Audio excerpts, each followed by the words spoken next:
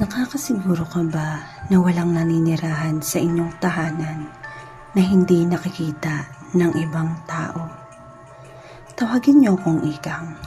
Gusto ko lang ibahagi sa inyo ang mga naranasan ko sa bahay ng aking boyfriend.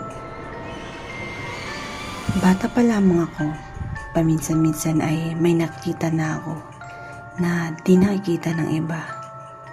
Gaya na nga lang ng 4 o 5 taong gulang ako. Lahat ng pamilya ng kapatid ng tatay ko ay nakatira sa isang compound. Ako lang mag-isa ang naglalaro sa likod bahay, sa harap ng bahay ng lola ko ng mga oras na yun. Papasok na sana ako, ngunit pagbukas ko ng pinto, umiiyak na ako ng malakas. Napatakbo ang mama, ate, pinsan at tita ko dahil akala nila kung ano nang nangyari sa akin. Naabutan daw nila akong nakatayo sa harap ng pinto habang tinuturo ang altar kung saan may upuan. Di ako makagalaw at makapagsalita ng tuwid. Ang tanging sinasabi ko lang daw ay, babae, umuupo. Tinatawag ako. Di ko na gaano maalala ang nangyari na yun dahil nga masyado pa akong bata noong panahon na yun. Ngunit hanggang ngayon, kinukwento pa din sa akin ng pamilya ko. At di ko pa rin maiwasan ang matakot. Di ko alam kung may third eye ba ako o ewan.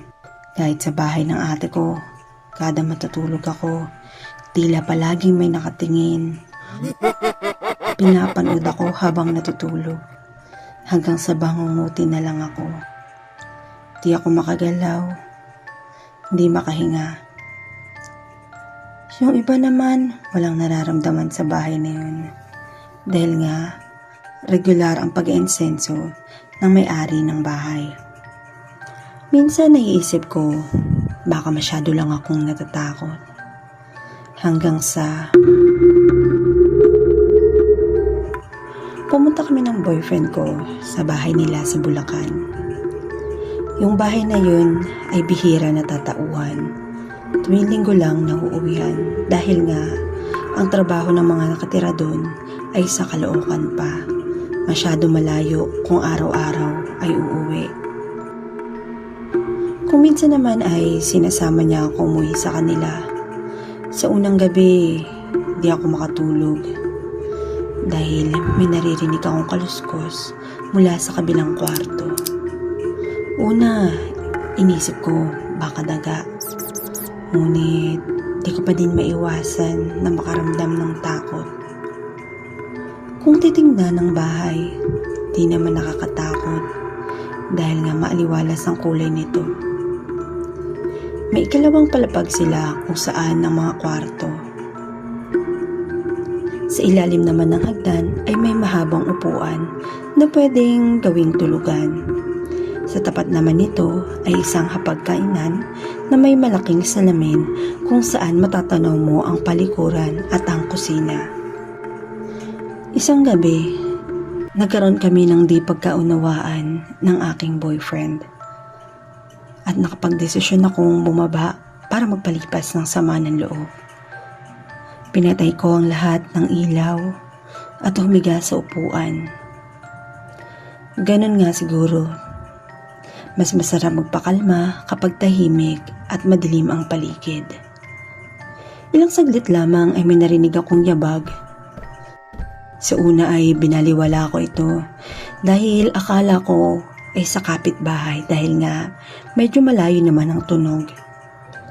Ngunit maya-maya, narinig ko ang upuan na nasa harapan ko na umuurong.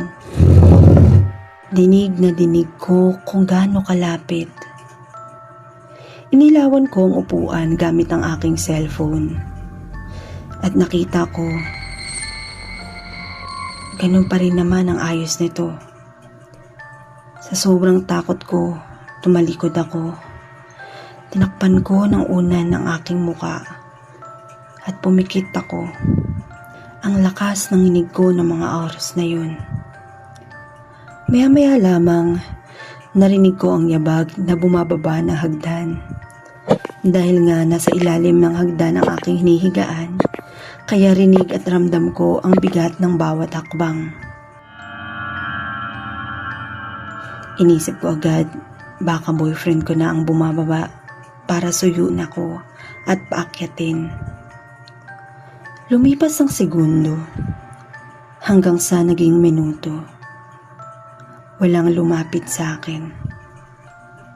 Tinanggal ko ang unan mula sa aking muka para tingnan ang salamin kung dumiretso ba siya sa kusina o sa banyo. Ngunit wala akong nakitang tao. Sa sobrang takot ko, di ko magawang tumakbo paakyat ng kwarto. Nagpatugtog ako ng malakas at bumalik ulit sa pagtalukbong hanggang sa ako'y nakatulog. Ilang araw pa lang nakalipas mula nang mangyari yun. At aking hiling na sana'y wala nang sumunod na ganong pangyayari. Ikaw, meron ka bang housemate na hindi nakikita